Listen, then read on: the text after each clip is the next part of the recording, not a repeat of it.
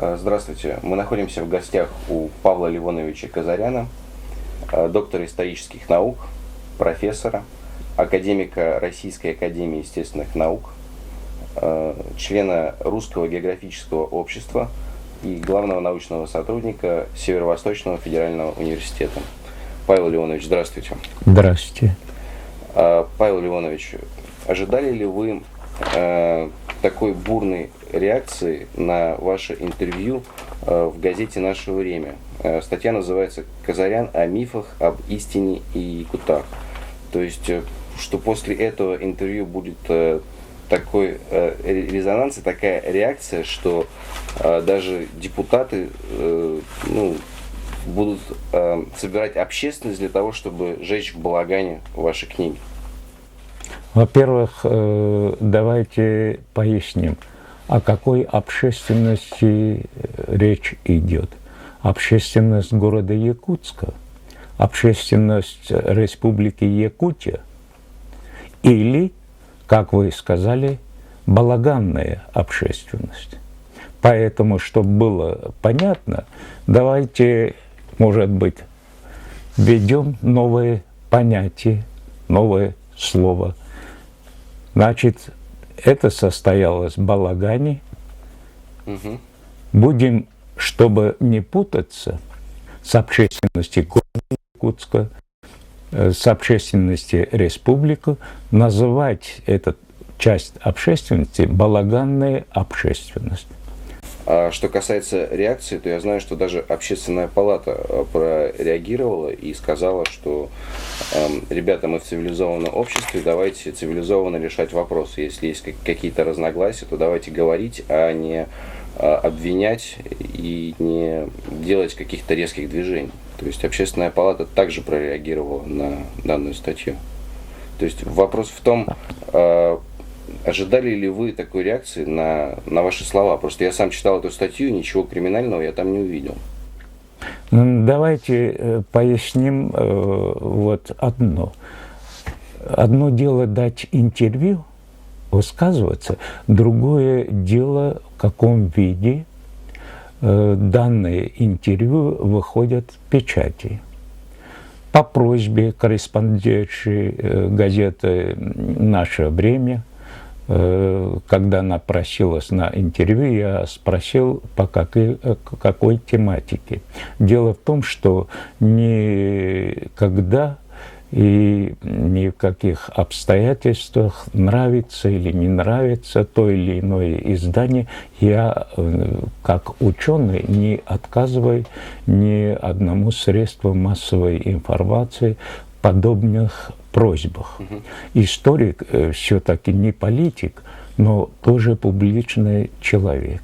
Если какое-то издание что-то интересует, я, как профессиональный историк, не имею моральное право отказать в интервью или высказывать свою точку зрения. Встретился с корреспондентшей в их редакции. Так как там неудобно было, мы спустились вниз, там типа кафе, посидели. И под диктофон у нас состоялся двухчасовой разговор. Вот я высказал свою позицию насчет истории Якутии, возможности на сегодняшний день написания полноценной и достоверной истории Якутии и ответил на все интересующиеся ей вопросы.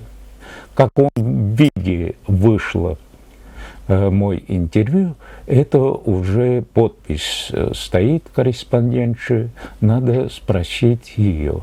А если вы считаете, что вызвал такой резонанс не только у балаганной общественности, но и более широких кругах общественности, то, очевидно, уже долг газеты «Наше время» полностью, как говорится, стенографически опубликовать этот интервью.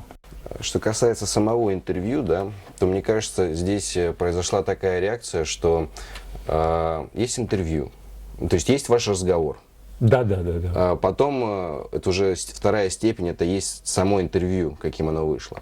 Потом есть третья степень, это то, каким это интервью представил депутат Данилов. То есть он уже перефразировал. У вас там идет, что якуты ассимилировались с другими народами. Это, в принципе, исторически... Нет, дело в том, вот видите, это искаженное. Уже Опять искаженно. же, да, не якуты ассимилировались, а якуты ассимилировали. Ассимилировали. Да. Они ассимилировали представителей других этносов. Данилов говорит, меня как мужчину, сына, внука, потомка якутских женщин, задели иные его измышления. Он считает этнической особенностью якобы распущенности якутских женщин. Так, опять же, вырванное из контекста интервью. Речь шло о том, что особенности якутского этноса в том, что большую роль, ведущую роль в этом принадлежала особенности сохранения генофонда женщине, якутской женщине. Через межнациональные браки дети с учетом региональной особенности, воспитанные матерями, даже если их отцы были русские, украинцы или поляки, они со временем на втором, на третьем поколении объякучивались. Подобных примеров очень много. Ну, то есть, из этих слов сложно сделать вывод о том, что вы имели в виду распущенность якутских женщин. Дело в том, что у якутов очень терпимое отношение было, в отличие от многих других этносов, к межнациональным бракам. Настолько я могу судить по архивным документам, а эти документы у меня имеются. Первый межнациональный якутско-русский брак, женщина-якутка, мужчина русский, состоялся в 1630 году, когда русский казак Семен Тимофеевич Чуфарист женился на якутке Багее. Кстати, я до конца не прослежил судьбу этого семейства, но всего лишь лет 30, в 3 поколениях. Потом Семена Тимофеевича потомки, их прозвище прадеда, деда Чуфарист стал их фамилией Чуфаристов, а дальше уже в конце 17-18 веке какой эволюции претерпело это семейство, их потомки, это у меня возможности просто не было прослеживать. Еще один вопрос. Вот, в интернете некоторые возмущены, то, что вы назвали разная градация народов. То есть я хотел спросить, это действительно есть такие термины, как нижестоящий народ и вышестоящий народ. То есть вы написали, что нижестоящий народ ламуты, тунгусы, чукчи, и вышестоящие русские, украинцы и поляки. То есть это на самом деле общепринятое такое выражение, вышестоящий, нижестоящий. Умные читатели, они уже некоторые высказывались, они сразу поняли, в чем дело, о чем речь идет. Но поймите, у нас же не все подготовлены. Очень многие, как депутат Данилов, очевидно, они, истории вообще не знакомы. Есть понятие о вышестоящих и низшестоящих этносах по своему развитию. Здесь в этом интервью корреспондентша пропустила слова по своему уровню развития. Вот слова эти пропустила. А таковой историческая действительность. Да, и ламуты, то есть современные эвены, и тунгусы, современные эвенки, и чукчи были по своему уровню и в экономическом, и в этническом отношении по своему развитию ниже, чем якуты. Якуты, в свою очередь, были ниже по своему уровню развития, совокупно, если взять, чем русские. А если интересует вас, я могу сказать, что русские том же 17 веке по своему уровню развития Ниже, чем были европейцы. ниже, чем французы, чем итальянцы, чем немцы и даже шведы. В этом ничего удивительного нет.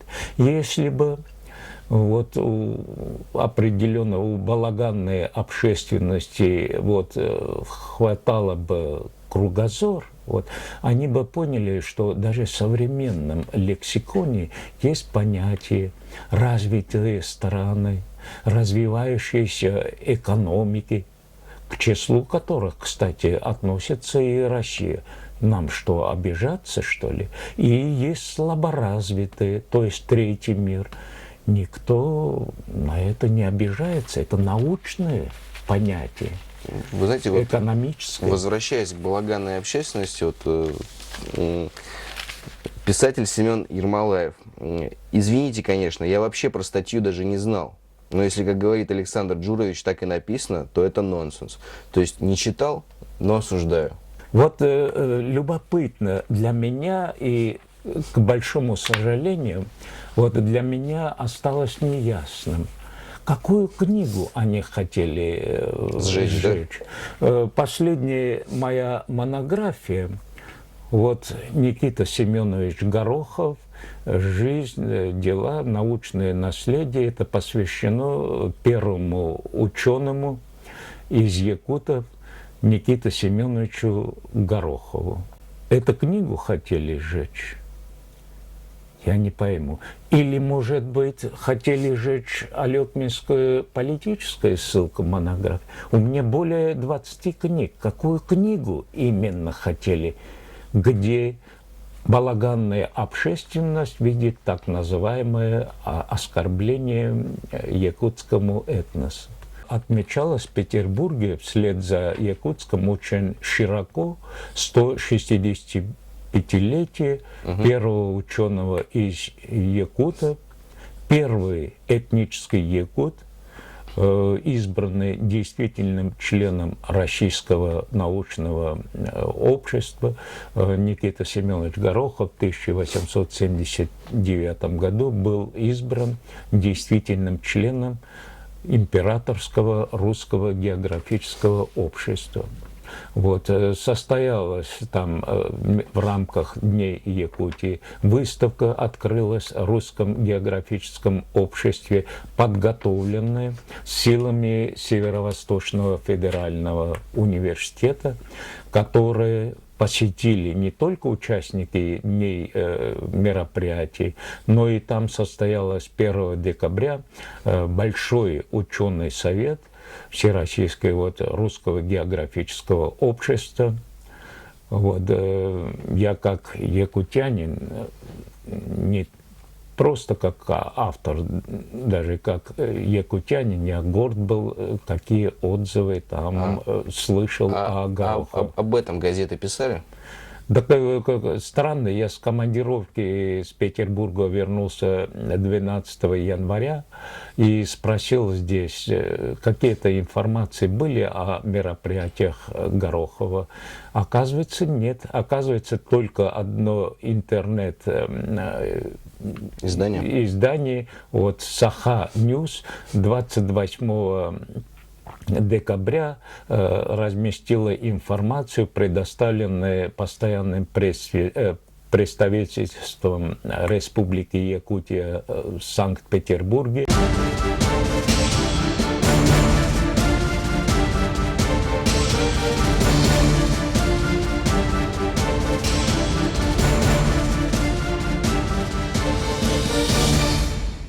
Павел Леонович, в интервью вы выделяете людей. У нас было много личностей, которые жертвовали собой во имя будущего Якутии. Их надо чтить и знать. То есть, Горохов, я как понимаю, это одна из таких личностей. Вы знаете, науки, я возьму только эту сферу, без самопожертвования никогда наука, если заглянете хотя бы последние 1500 лет, развития без самопожертвования не было. Один пример. почему имя Горохова только по линии палеонтологии получило такое широкое всемирное известие? И почему сегодня в крупнейшем зоологическом музее мира наряду с понятием палеонтологической науки голова носорога Палласа, а Петер Симон Паллас, это был выдающийся академик, российский по происхождению, с Европы приглашенный, появился сегодня. Каждый якутянин может, посетив Санкт-Петербург, побывать в зоологическом музее, видеть вот эту экспозицию, посвященную первой в мире находке самой хорошо сохранившейся головы носорога, в котором сохранены были и мышцы, и ткани. Почему? Ради чего, спрашивается, Горохов в одиночку на лошади 3 февраля 1878 года, преодолев предгорный район реки Бытантая, добрался до места этой находки, отрезал голову этого носорога и одну ступню привез в Верхоянск, потом через Якутск отправил Иркутск. С Иркутска была отправлена Московская антропологическая выставка 1879 года, где вызвал фурор среди ученых мира. Это была первая в мире находка, столь хорошо сохранившаяся.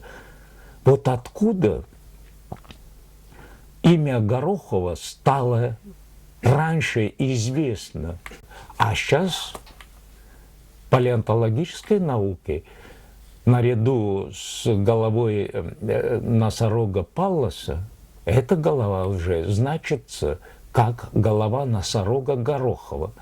Для меня, как российского ученого, как ученого, живущий в Якутии, это самая высшая, считаю, моральная оценка памяти Никиты Семеновича Горохова. Первого среди нас ученых, которые живут на якутской земле. Павел Леонович, говоря о героях, не могу обойти Василия Манчара, да? В том плане, что есть реальный персонаж, да, исторический, о котором вы говорите, а есть образ собирательный, который просто живет в фольклоре. И когда, вот я не знаю, просто в интервью здесь, в принципе, все довольно-таки политкорректно. Вы называете все своими именами. То есть разбойник, есть другие личности для подражания. Просто если копнуть глубже, ну, в том же интернете, да, то я просто хотел спросить, действительно ли на собрании Илтумена вы говорили о том, что Манчары криминальная мразь? Или это, опять же, слова, вырванные из контекста и как-то переигранные? Это было во время заседаний общественно-консультативного совета. Значит, насколько память мне позволяет судить, это было, по-моему, в 2010 году, когда я поднял вопрос о том, что вот сограждане наши, якутяне, на каких примерах на примерах чьих имена, где их, на примерах которых мы должны учить нашу молодежь. Угу. Но одна дама оттуда, тоже, вы знаете, в консультативном совете были всякие люди всякого уровня, так сказать, понимания и знания истории Якутии. Взяла и ляпнула, вот Манчары. Пришлось объяснить, кто такой Манчары, что это разбойник, это мелкая воришка. Термин «мелкая воришка» Да, это мое высказывание. Почему я назвал его мелкая воришка? Потому что, знаете, стрелять между глаз лошади или между коровой, или похитить женщину, изнасиловать, ну, это какое это самое грабитель и это самое сравнение. А ведь в Якутии были действительно крупные разбойники, крупные с позиции царской власти того времени правосудия. Другое, как возник миф о манчарах. Когда возник этот миф? Этот миф в основном возник благодаря Василию Васильевичу Никифорову. Кстати, единственное среди якутов, якутской интеллигенции, которого я считаю, по моему мнению, его можно назвать мыслителем. Вот с него началось вот это. Почему? Потому что якуты-то свою историю, тем более историю личности, не было. Кого взять? Якуты ведь не знали, кто такой или что делал тот же Горохов. Да? Угу. Да. Или кто положил начало освоению Курильских островов. Разве имя купца Протодиаконова или Лебедева Ласточкина или якутского горожанина Кириллова известно было якутам? Конечно, нет. Вот поэтому этот миф началось раскручиваться. А какая цель была раскрутки этого так мифа? Надо было символ. Вот это символ да? придумать. Да. И этот миф продолжался и в советское время. Впервые я выступил против этого мифа, аргументированно критикой, когда в 90-е годы обсуждался концепция создания тогда еще истории Якутии, когда один из историков, профессор Якутского госуниверситета, выступил насчет этой манчары, чуть ли не классовая борьба, что чуть ли не революционер. Пришлось ему объяснить на фактах, кто такой этот манчары, прозванный манчары, Василий Федоров, вот, прозванный манчарой. Вот, кто он, что он из себя представлял, что никакой классовой борьбы или тем более революционной он не делал. Просто путают образ и реальную личность. Образ можно создать, нарисовать образ, а история основывается на фактах. Вы скажите мне, если якутские ученые считают его национальным героем, почему до сих пор не издан сборник документов, посвященный жизни и деятельности манчары? Да не знают люди документы, не знают. А не зная судить, образы создавать. А были ли достойные якуты? Да, конечно. Вы только говорите о Горохове. Сегодня вот коснулись. Да, а ведь таких говорите. Личностей очень много. Вот вы здесь упомянули врача Рейслина. Врач Рейслин служил на Колыме, Рейслайн. Он немецкого происхождения. Да, он отморозил, чтобы во имя спасения больного он поехал, отморозил себе ногу, вот это, и сам себе ампутировал. Он свой врачебный долг выполнял.